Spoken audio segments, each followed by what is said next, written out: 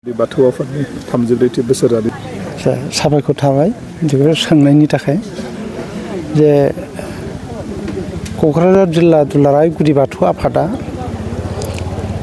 देग्लाय जों 34थि बोसोरसालिया जुथामा बे जुथुमाखौ जों साननैनि हाबाफारि लानाय जादों।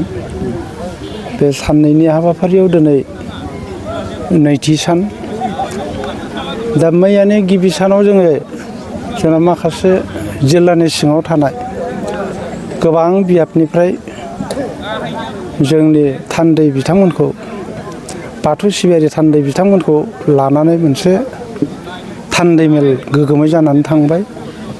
दा बेनि उनाव जोङो दिनै नैथि सानाव नैथि खेबाव जोंहा गेवलां मेल हाबाफारि लानाय जादों। दा बे गेवलां मेल हाबाफारिया जोंहा 12 बाजियाव जागोन। दा बेनि सिगांनो जोङो फुंबिलियाव जोङो फिरफिला उरायनाय हाबाफारिखौ जों मावखांबाय। दा जोंहा बे हाबाफारियाव जोङो जोंनि दुलाराय गुदि बाथौ आफादनि गेजेर बेन्दोङाव सिङाव थानाय साफ्रोमबो धोरोमारिफोरखौ जोङो जोंनि बर' हारिनि आगोमा धोरोमखौ मुलुगाव अरायबो फोथांनानै लाखिनो थाखाय जोङो बोसोरफ्रामबो जोङो बेफोरबायदि जुथुमा लेंनानै जोंनि हारिनि गोथार धोरोमखौ जोङो फोजौखांनायनि हाबाफारि लानाय जायो। दा बे हाबाफारियाव जोङो दिनै गेवलां मेलाव जोंहा माखासे लेंहरजानाय आलासिफोर दङ। लेंहरजानाय आलासिफोर बिथांमोनहा दा सफैगासिनो दङ। बेवहाय बाहागो लाफैनो हागोन जोंनि दुलाराय गुदि बाथौ आफादनि मानाव गेदेर देरलामांग्रा गयारि सार फैगोन गाहाय आलासि महरै। बेनि उनाव बे गेवलां मेलखौ बेखेवगिरि महरै जोंहा बिथाङा नुजाफैगोन। जोङो दुलाराय गुदि बाथौ आफादनिनो गाहाय नेहाथारि रबिराम रामसियारि बिथाङा सफैगोन, बेखेवना होलांगोन।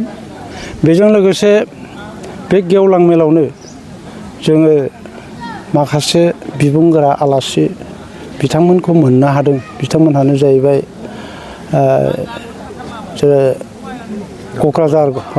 क'क्राझार गभर्नमेन्ट कलेजनि बिबुंगोरा डक्टर बारहुंखा, कमार्स कलेजनि बिबुंगोरा डक्टर बिपुल चन्द्र बसुमतारी बिथांमोन बादि गोरों गोरा डक्टरेट सुबुंफोरखौ जोङो बाथौ धोरोम सिबिनायनि फारसे माखासे बिबुंथि बोसोनफोरखौ मोननो थाखाय माजे समाव जोङो लिंहरनानै बिथांमोननि बोसोनजों बिथांमोननि माखासे बिबुंथि होनायाव जों खोब गोजोननाय मोनदों। दा बेफोरबादिनो जोङो बोसोरे माखासे हाबाफारिफोरजों जौगानायनि फारसे जोंनि दुलाराय गुदि बाथौ आफादा जोङो खामानिफोरखौ मावगासिनो दङ। दा जोंनि बे हाबाफारियाव जोंनि जिल्लानि गोबां